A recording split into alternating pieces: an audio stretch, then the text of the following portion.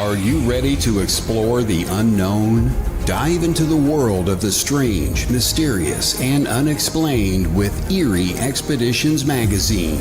Each issue is packed with spine-tingling tales, cutting-edge paranormal investigations, and exclusive insights into hauntings, cryptids, UFOs, and more. Whether you're a seasoned investigator or just love a good ghost story, Eerie Expeditions magazine has something for you.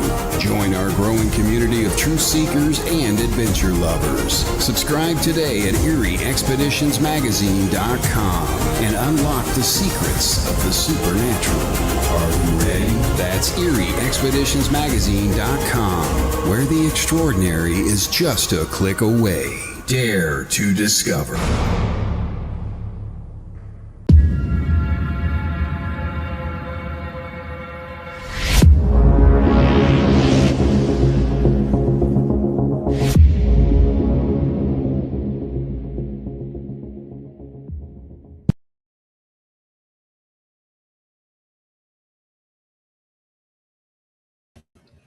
Welcome to this episode of the Gateway Broadcasting, live from the edge of the Mojave where the strange slips through the cracks. We are live on United Public Radio Network 107.7 FM New Orleans, and I'm your host, C.L. Thomas. Tonight's guest, she's an artist, she's a friend, and she's intuitive here in the heart of Las Vegas. And she paints guitars and drum sets, and she can paint your dog. She's great. She's going to share her strange tale, and I think you guys are going to like her. She's just great. I can't wait to get her on. But before we get into that, you've been listening to Sean Kelly with Into the Night right here on United Public Radio.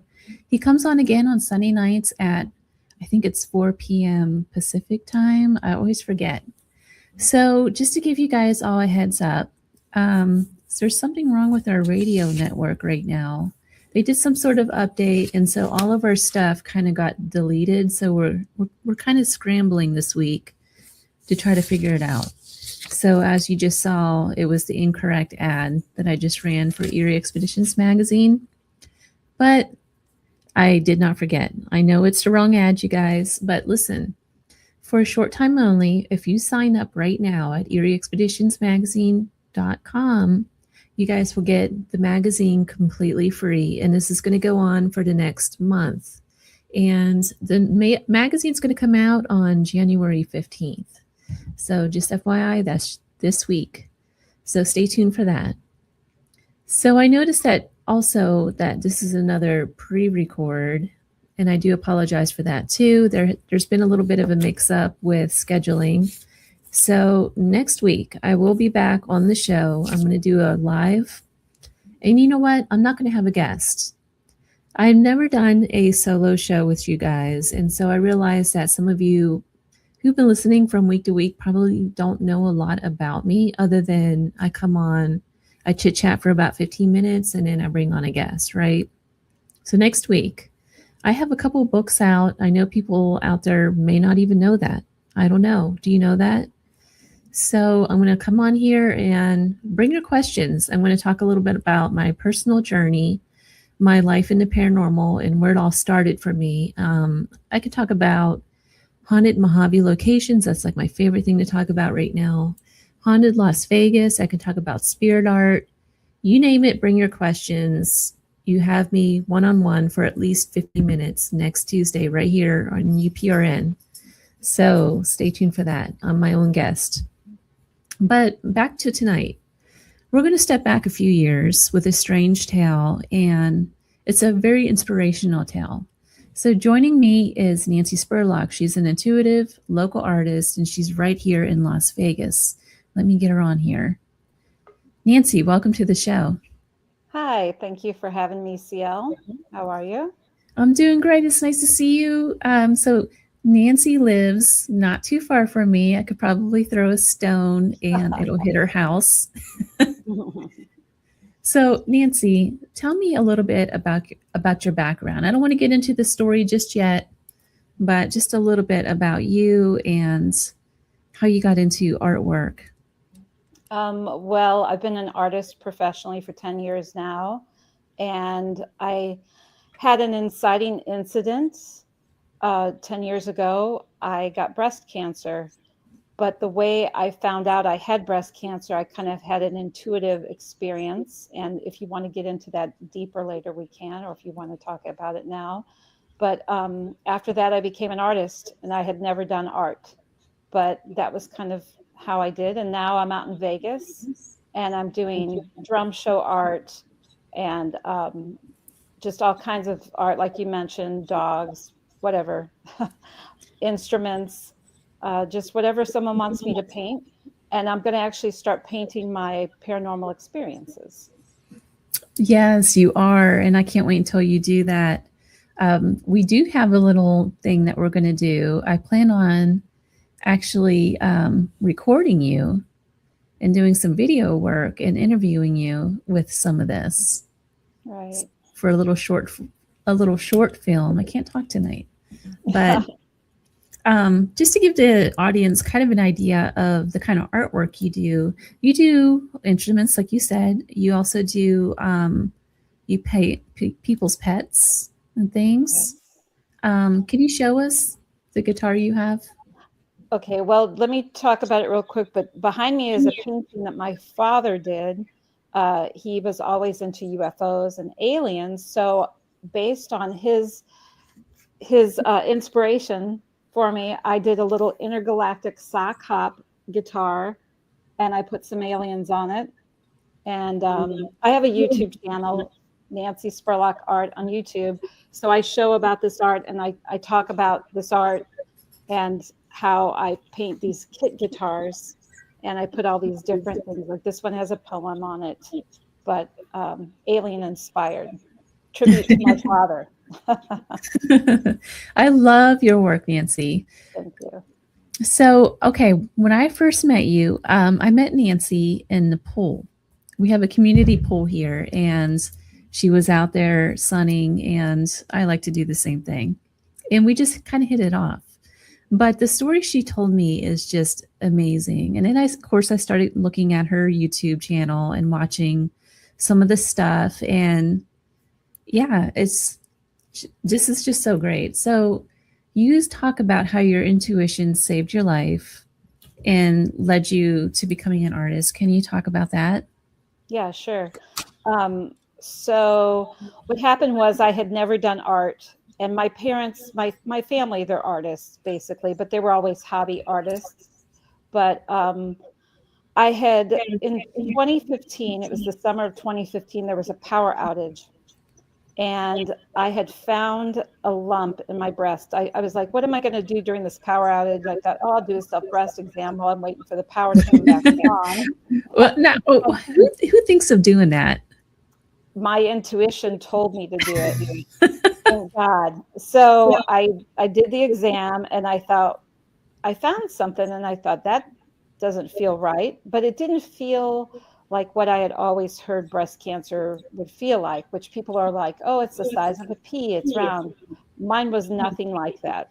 What I found was like a jagged edge rock. So like a long rock that you'd fall into a riverbed and like cut yourself on. That's what it felt like.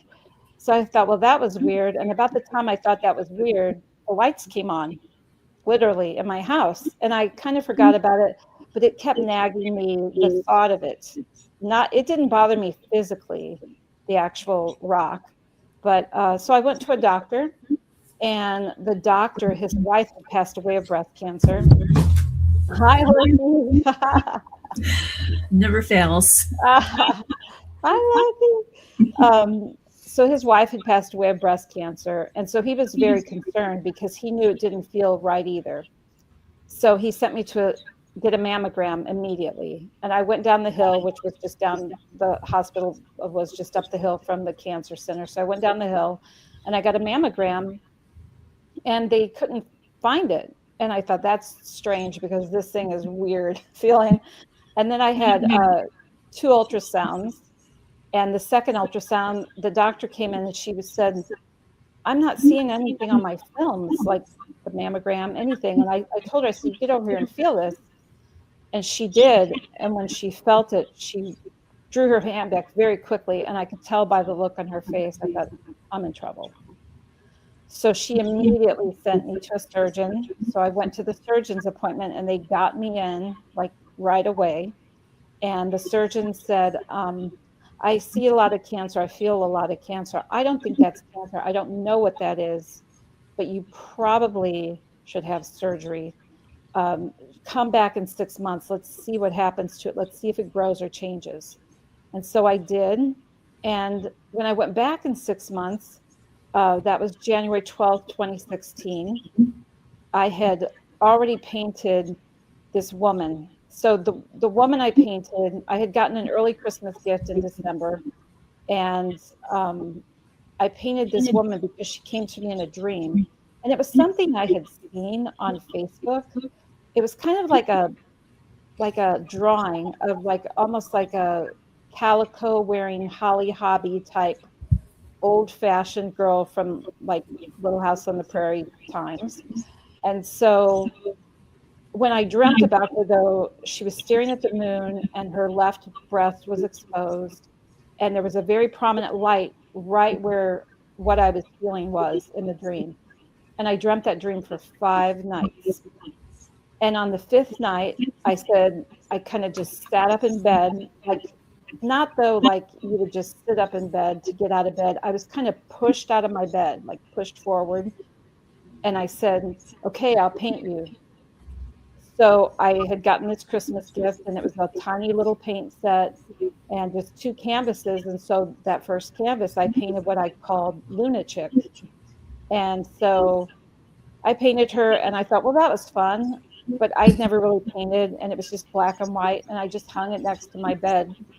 And then I had the follow up with my doctor, the surgeon, and she said, that's when she said this probably should come out, because that's when they redid the ultrasound and the mammogram, and there it was, and it was a round black pea-sized shaped rock, but I couldn't feel it anymore. I would have, like, I could not even find it. In fact, I told her it was gone. So she let me decide whether to have the surgery because she put the word probably. It probably should come out.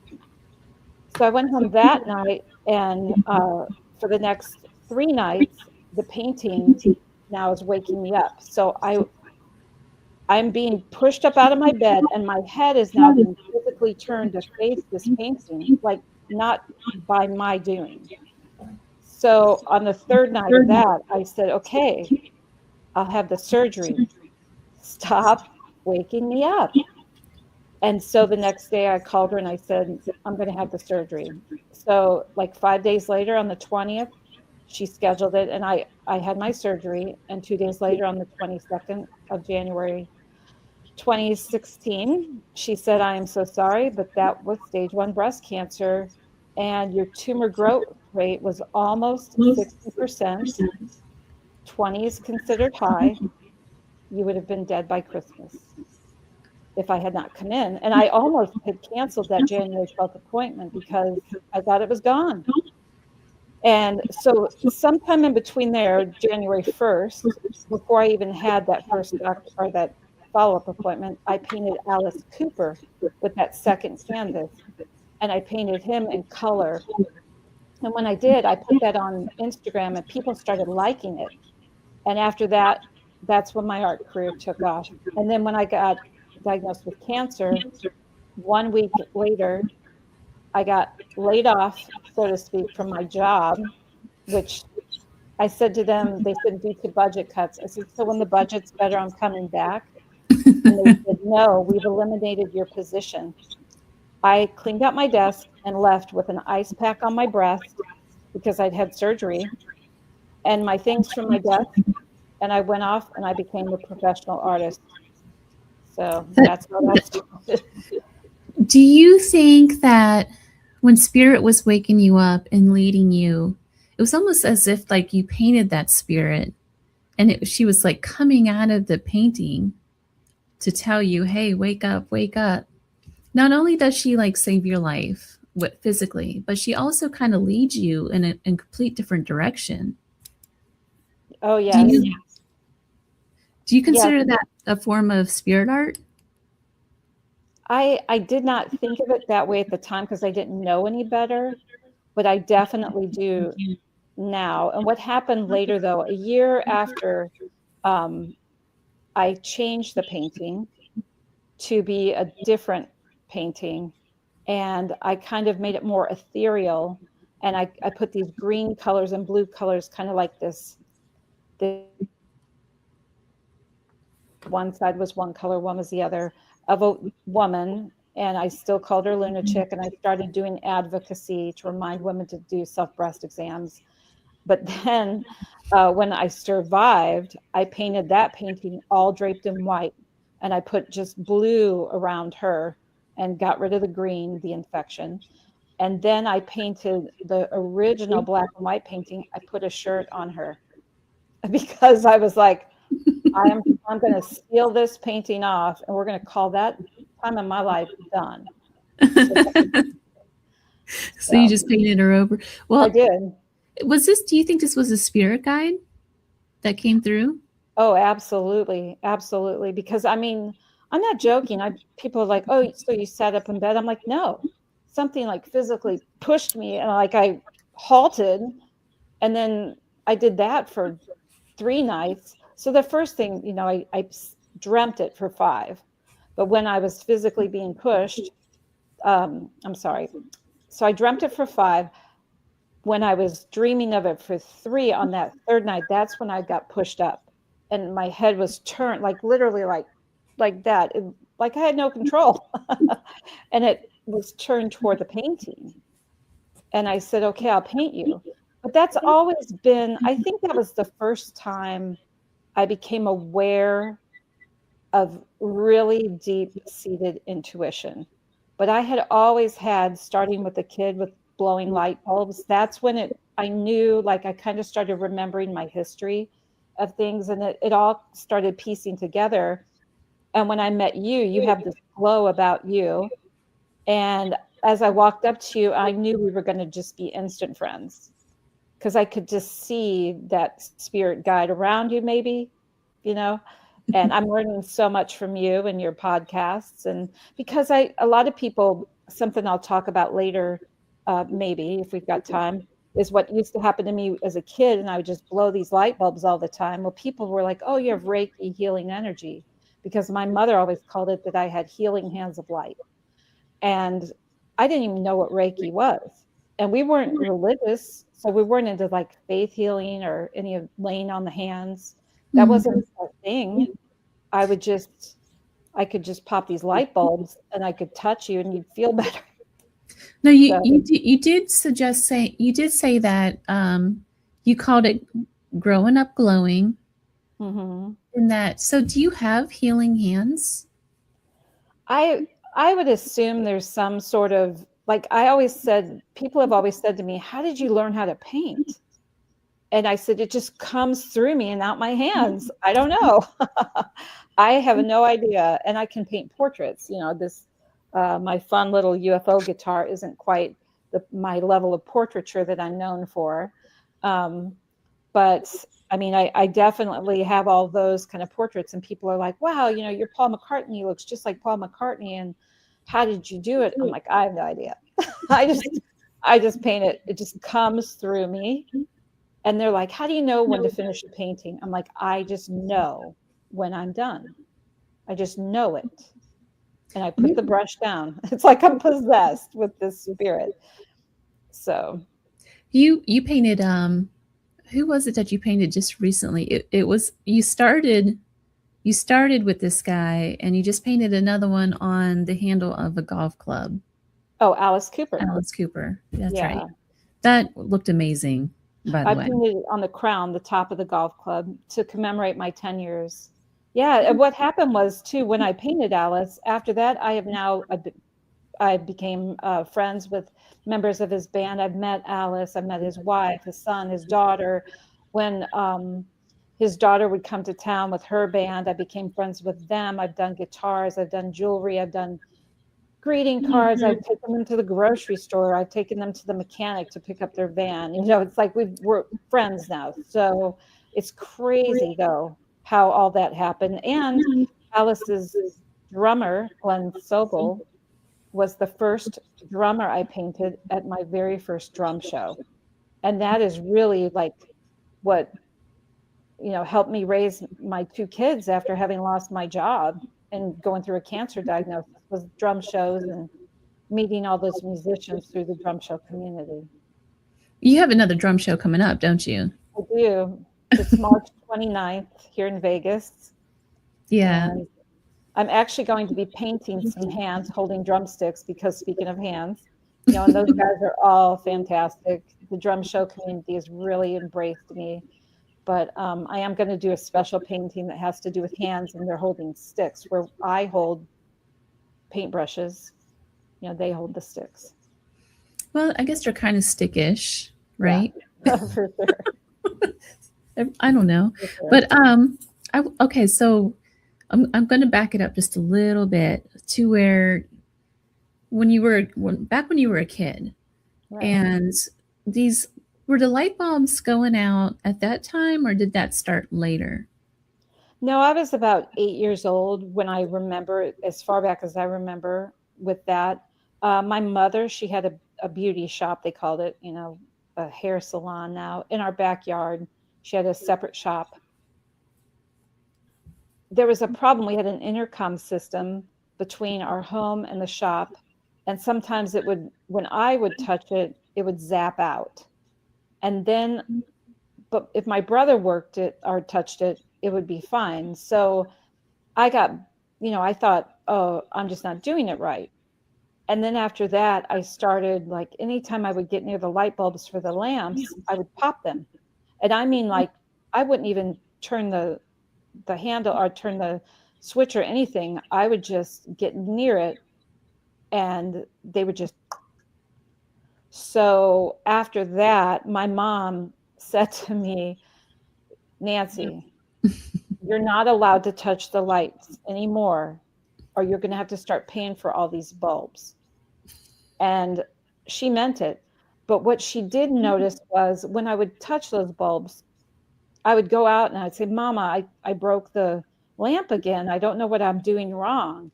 And she'd have a friend or one of the ladies whose hair she was doing. And I would kind of go like, oh, hi, Miss Edna.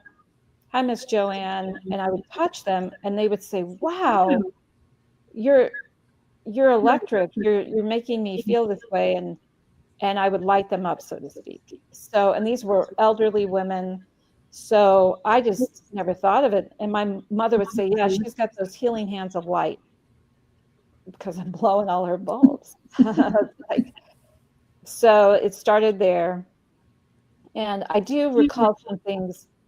I don't know what's like the order it would go in, but throughout my life after that, electronics, are different now. You had access to a lot of electronics now.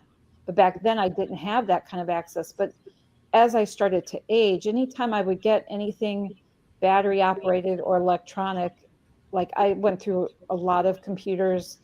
I went through a lot of handheld recorders when I was a journalist.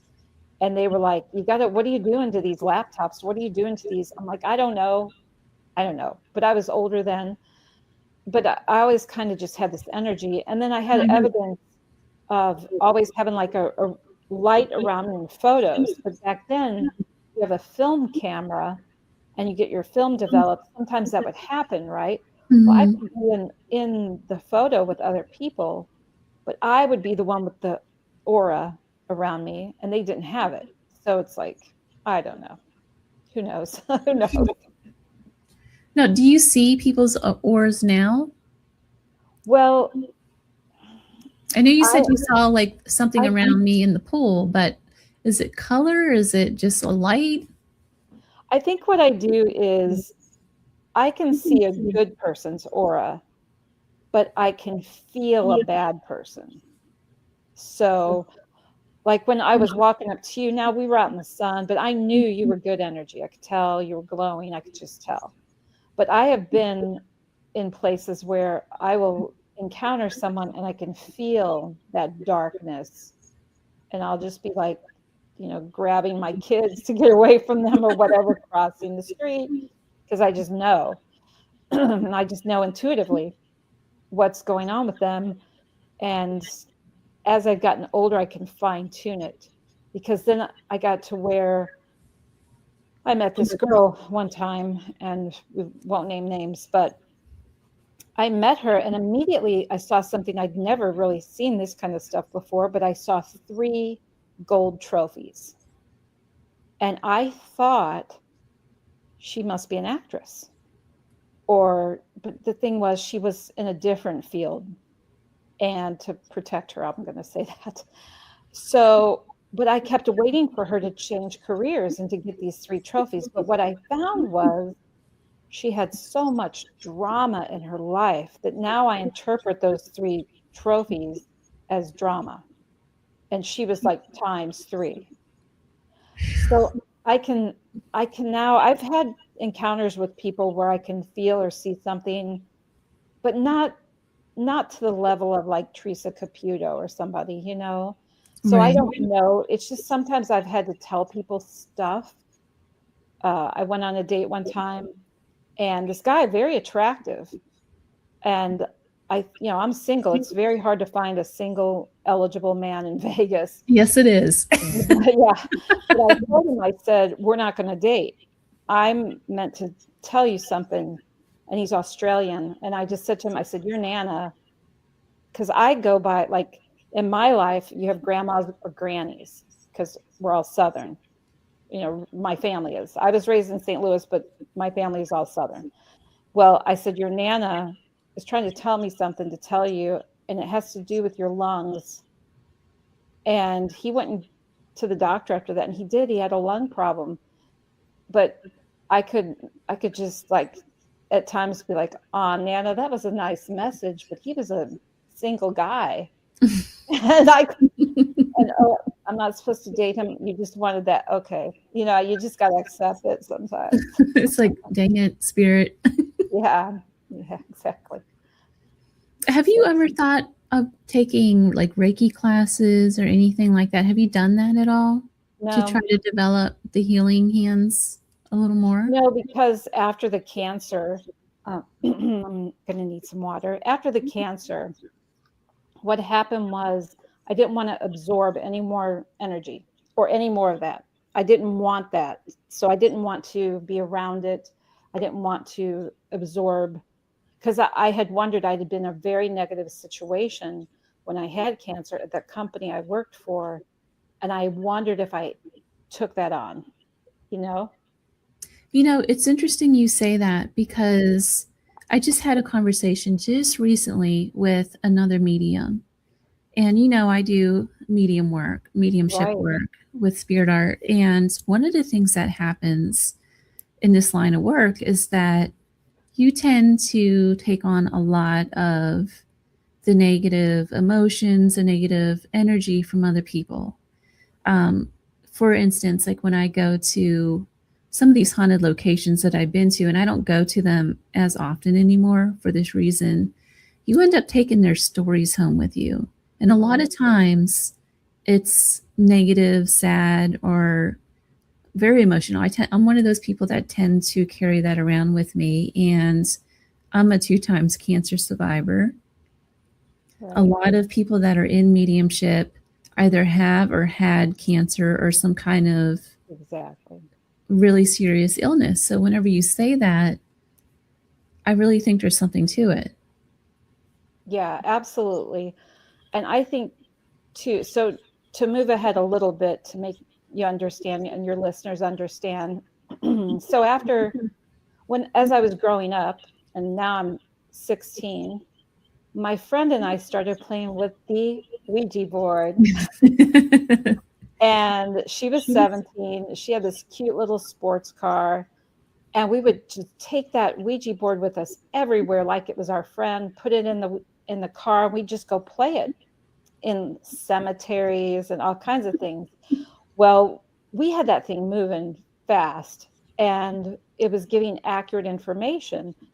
So we started getting angry at each other, accusing each other of pushing it. And we wanted to solve it. So we decided to get the Scrabble board, the Scrabble pieces. And we got the Scrabble board out. We flipped all the letters over. We scrambled them up, and we made sure there was no like once you start doing that, there's no way you're going to remember where a letter was if you planted a letter, right? So we flipped a coin, and we said, I won the coin toss of who would flip over the letter. We were in her basement. I'll never forget it.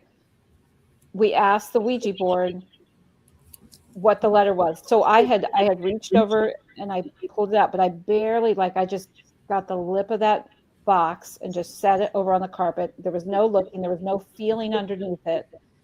And we asked the Ouija board what that letter was, and it shot immediately to the letter S. And when it did, that Ouija board was like probably 3 or 4 inches away from where the letter was, and that letter popped up like popcorn cooking in a hot pan, flipped over, and it was an S. We jumped up and ran up her stairs to the kitchen where her mother was. I never went in her basement again. I didn't touch a Ouija board for 30 years. But I think that was really kind of where I think that the Healing Hands of Light stuff with the light bulbs started it. But I think that's where some things got let in to my life. We'll say I peed my pants on the way up the stairs. I mean, I was 16 years old.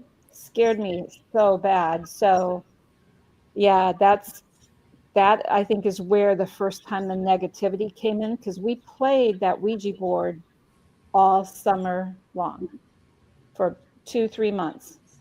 And yeah, it ended with anger and fighting with my friend.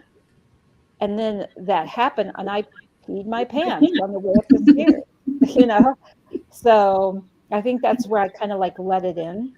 So after cancer and everything, I used to be the person that would just say, oh, you'll give the shirt off your back. And then I kind of became the person who would just give the coat. And now I'm like, I'm just going to have to give it a different way. There's nothing coming off. I don't think I could handle Reiki. I just save the energy now for who I love. Mm-hmm. That makes perfect sense. Pure love.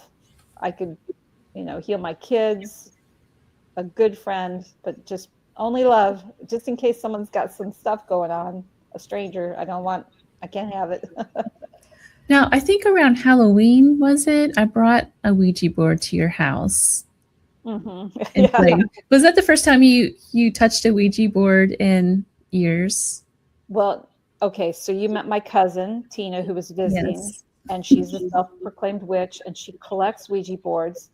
Her house, when I was getting divorced, and my kids, we went to her house for Halloween.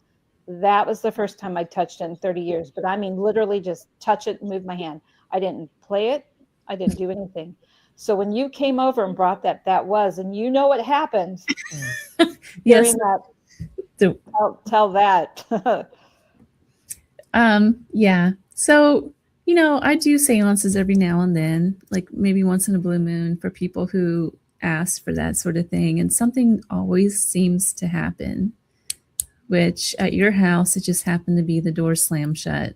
Yes. Yeah. But, and we asked for a sign, and that door just shut, like boom. And we were like, what? It sounded like somebody just went. Yeah, the heater had not kicked on. No one was in that room. I mean, that was crazy. So I thought, oh, darn. You know what I forgot, Crystal? I forgot to make that sign we talked about where, I don't curse. Oh, that's all right. That's all right. Sorry. That's one of the smaller words, right? So. Yeah. So when that slammed shut, I thought, not again. I can't have it. I can't do it. No. Now I have like Ouija boards that, I collect some odd things, and I have a really old one from, I think it's from the 60s. And that's the one I brought to your house, actually. That one seems to have a lot of energy to it. But I have some other ones too around the house that, I don't sit around and play Ouija boards, but I just have them because I collect occult stuff. Yeah. So they're just in my collection. But it's some people say they're dangerous, other people don't. It just depends on, I guess, what you're bringing through and what your intentions are. Yeah, I'm not really afraid of them anymore. I wouldn't have played, but I think what now I think what I learned through cancer and through the journey of having that intuition and that dream waking me up and is, one, none of us are getting out of here alive, and two, they're all around us. And if you want to contact someone, I'm the one to contact to do that, because I have some sort of like power in me, direct line to the other side, with other things I've seen and had happen, so much that I actually went to a ghost hunting kind of situation one time with some pretty reputable people. And because I wanted answers, because some of these other things I've seen are just so unlike just, oh, a knock or a sound. And in that case, the door slammed. That was a slam. I'm like, I'm your girl. You want something, you want to connect with somebody on the other side, probably going to be me that'll bring it out, because that just happens with me in my life. But I mean, I've seen a platform in the sky. I've seen an entity that disappeared, disintegrated. And I've had witnesses when these things were happening, mostly. So stuff that's pretty bigger than just a knock. It's like, oh, these. Right. It's not. Some people do this for entertainment. And I think you and I are both more. I think it's okay to be entertained and to understand, because that does kind of, as the gateway, that is kind of the gateway into understanding we're not alone. Some people can't handle it. Apparently, I am made of titanium steel and can handle anything, because I get to see it all and I get to experience it. And when I say that, like, here I've got these aliens, I've never seen a literal cylinder disc with lights in the field in front of me, but I've seen a platform in the sky that was the size of a football field that illuminated, but I didn't see the little green men come out. So I think there's definitely an entity outside your window, though, right? What's that? You saw an entity outside of your window at one point, Yes. right? Was that an alien? Well, all right, this is what happened. Up to that point, my daughter would not go in her bedroom. And she had a nice room with a flat screen TV, and she was a kid. She had her Barbies, she had everything in there, but she got to where she was afraid to go in there. And she would open her door and just toss her clean laundry on the bed and shut the door really quick. And I thought that was really odd. So she started sleeping in my room, and we got a new kitten. And so I thought, I'm going to get her this kitten. Maybe she's just afraid. And so 3 days before the entity, this is when it started. The first morning, I was sitting in the living room, and my daughter walked past me to go into the kitchen. And right when she got to the kitchen, the lights turned on by themselves. And she went to go make pancakes. And she said, Mom, the lights turned on. And I was like, what? So I went in there. And I was like, oh, it was the older home in California, and it had kind of fluorescent bulbs. And I was like, no, maybe the fluorescent just kicked on or something. I didn't know. There was no reason. And I hadn't thought about the light because I was going through divorce. I had a lot of trauma going on. And so the next day, she went to go, she went to go take a bath. And next thing I know, like, my son walked past me. She went to the bathroom. I heard the water start. My son walks past me. He goes into the room by the bathroom to his bedroom. And then I hear my daughter open that door of the bathroom. She runs down the hallway, and she's standing in front of me, dripping wet with a towel around her. And she says, Mom, there's a man in the bathroom. She says, my son's name is in the bathroom. And I said, no, he's not. And I called his name, and he called out from his room. He'd never left his room. The door was locked or shut. And so I thought, oh no, because we lived on a ranch with other people, like, down below. And there were a lot of people that would come there for horse shows. So I thought, surely no one broke in the house. So I went in the bathroom and I kind of inspected the room and everything. And I sat on the toilet seat while she took a bath so she wouldn't be afraid. And she was probably, I think she was 8, maybe. Yeah, No, she's still a baby. no, I think she was older than that. I can't remember the exact time right now how old she was. But she was young. And so I stayed in there, and those doors never went back up. She said that what she saw was by the toilet, and it went very quickly to the mirror.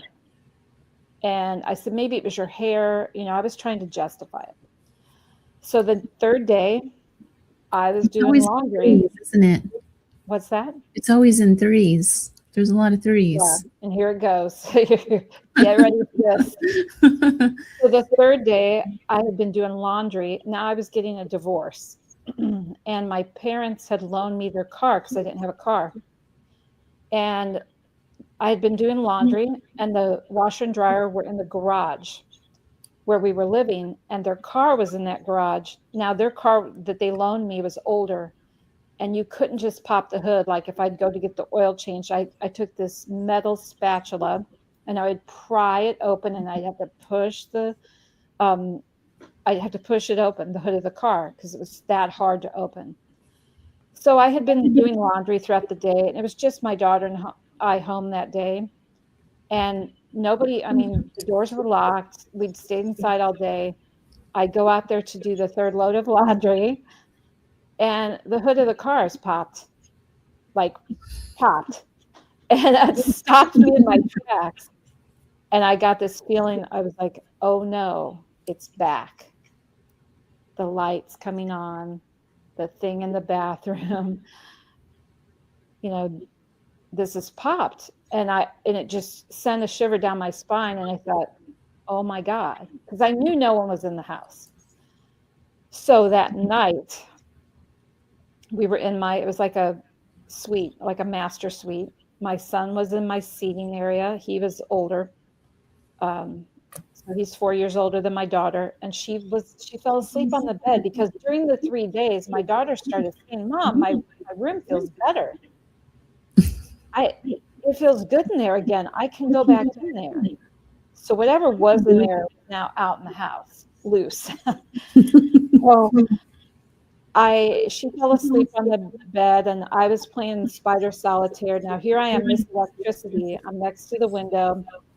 We're watching the TV, my son and I, because she fell asleep, the kitten, on my bed. And I thought, God, I just wanted to sleep in my own bed finally tonight after her room's feeling good again. But that wasn't going to happen.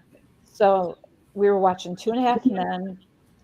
I'm playing spider solitaire on the computer. Next to me is my phone on the charger, a light's plugged in, the computer's plugged in, the cable box or the router is there. Like all this electricity is right next to me.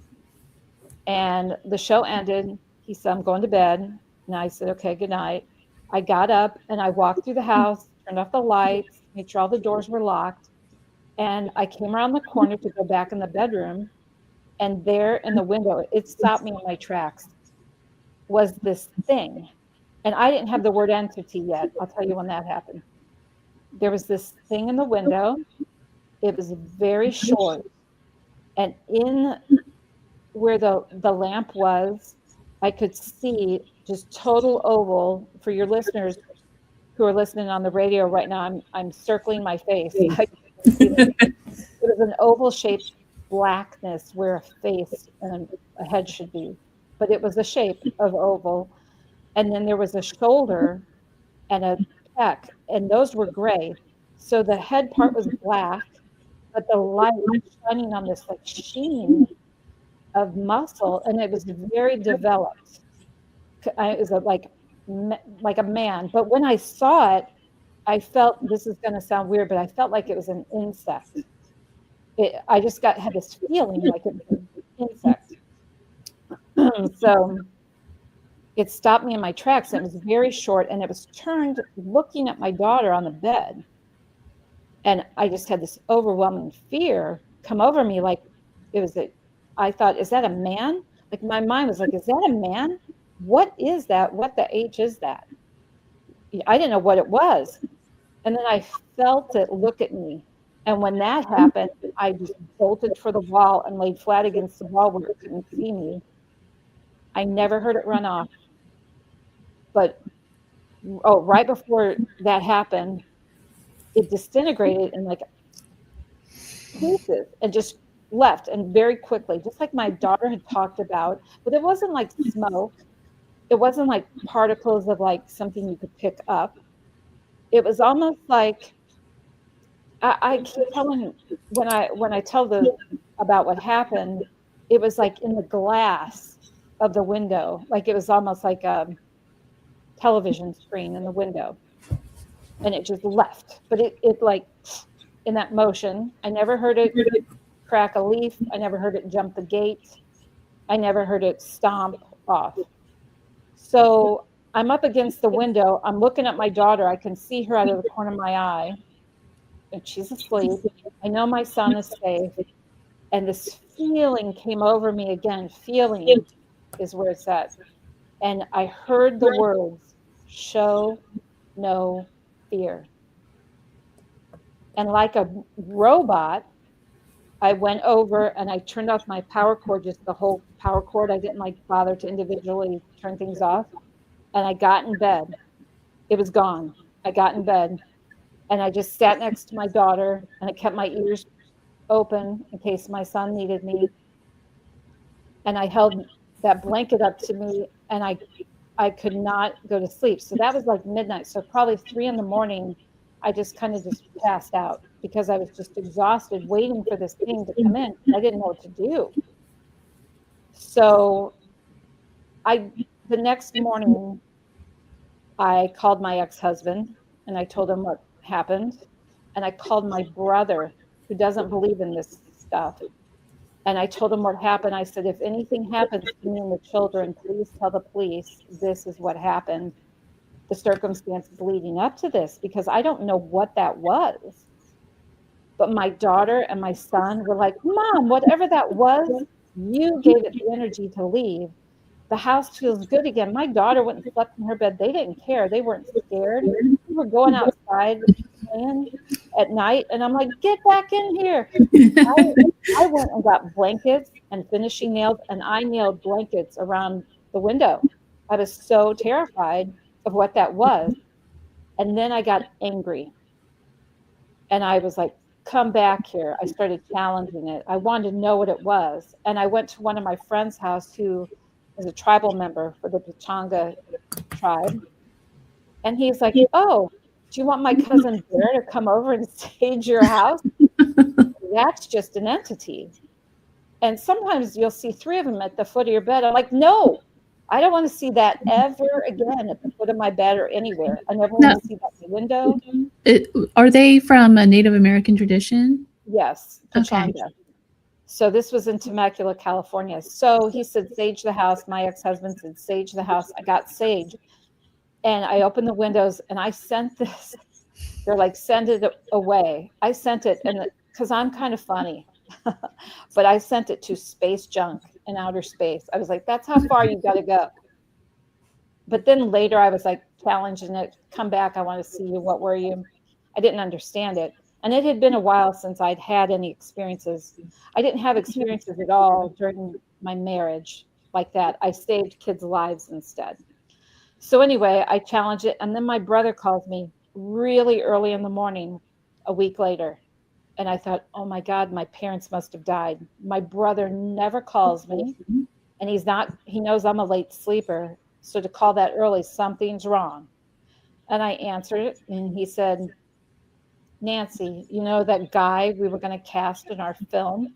So I was out there to produce a movie with him. And I said, yeah. He said, the one that the man committed suicide and he blew his head off. And he said it like that. And I said, yes. And I said the name. And he said, yeah, he came to me in my sleep last night and told me he's sorry he scared you. Now I'm going back to bed and I don't ever want to hear this crap again. Now, my brother doesn't believe in any of this, stuff. So he was angry that now he's got somebody waking him up. This is before I ever dreamt of, this was like 14 years before I had cancer. So I thought, that's it. That made sense. This person was a very built man. He was an actor.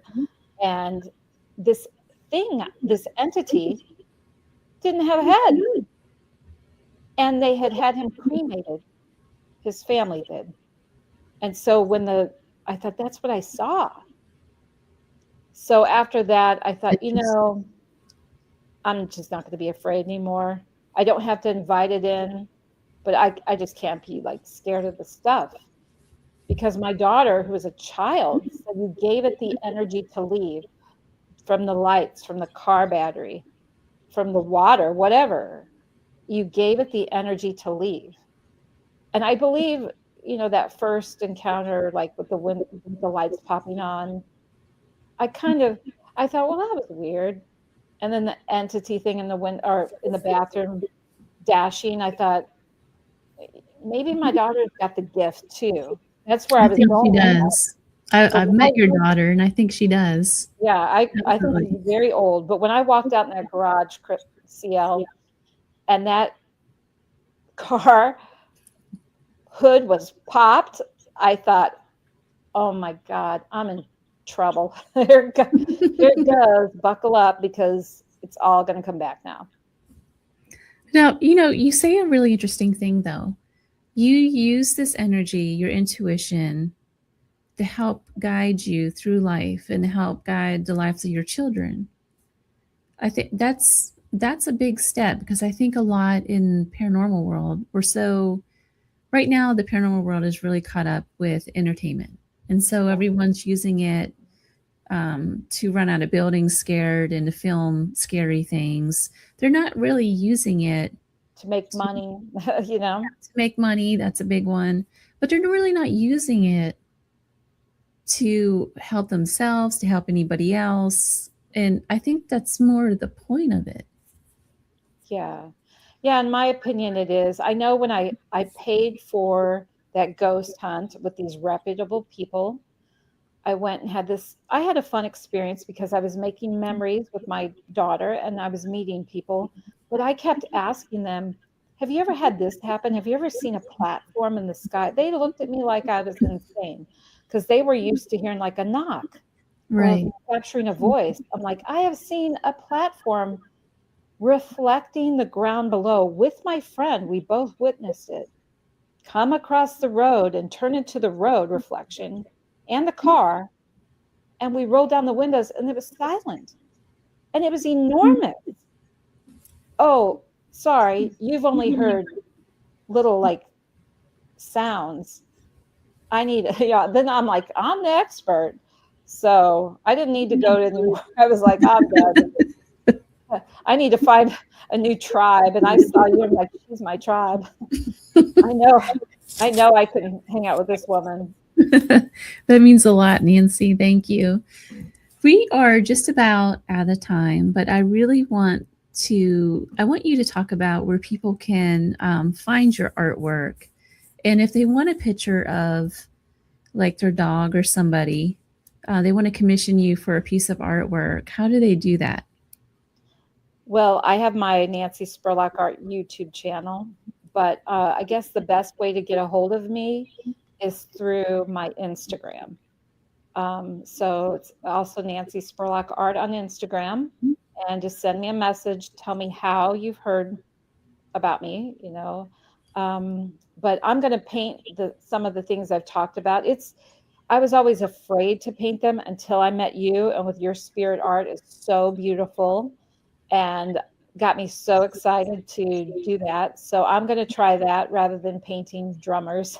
I paint it all, but yeah, if anyone wants anything, I'd be happy to, talk about art and see what you have in mind.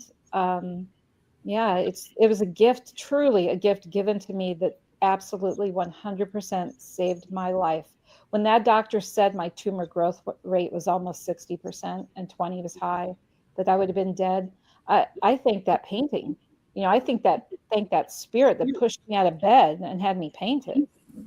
And the same with Alice Cooper. I didn't even get into that. So what happened was, that was January 1st.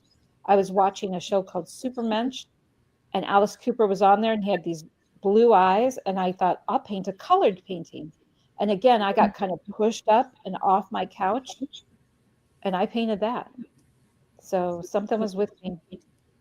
I think something is always with you. And just your whole story is just so amazing. You really ought to think about writing a book or something to discuss a lot of this, because your story is just, it's really amazing, and how you're able to harness it in order to kind of guide you and to guide your kids' lives. And you've helped me a couple times as well, using intuition. So I think you're a beautiful artist, and thank you so much for coming on the show and talking to us. Thank you. I've been a professional writer for 40 years now, and I work for the electric company of all things. So, keeping that current in the family. Do you ever have any strange things happen at work? I guess the current doesn't come that far, does it? No, but I mean, I can tell when you work with people. I'm a really good intuitive with people, and I can see we'll call it a train wreck coming from a mile away. I'm very discerning. That's what I like to call it professionally. I'm very discerning now, thanks to this ability to see what's going on with somebody and to feel it. I can see the good, I feel the bad. And that's why it's like, ooh, I'm a cancer survivor. I can't feel that bad energy. I can't do it. I got to protect myself. So I just kind of put up an invisible force field around me mentally, be like, rebound that energy. So, Nancy, thank you so much for sharing your story. Thank you. You've been listening to The Gateway, broadcast from the edge of the Mojave where the strange slips through the cracks, live from United Public Radio Network, 107.7 FM New Orleans. My guest tonight was Nancy Spurlock. She's an intuitive and artist from right here in Las Vegas. And isn't she just a beautiful soul? I just love her. You guys, again, next week I'm going to be my own guest. So bring your questions, ask me anything. I'll be here for an hour on this show talking about whatever you want to talk about. I'll talk about haunted Las Vegas, some of my adventures out in these ghost towns. I could play some EVPs for you. Whatever you want to listen to or talk about, just shoot me your questions and we'll do that. So until next time.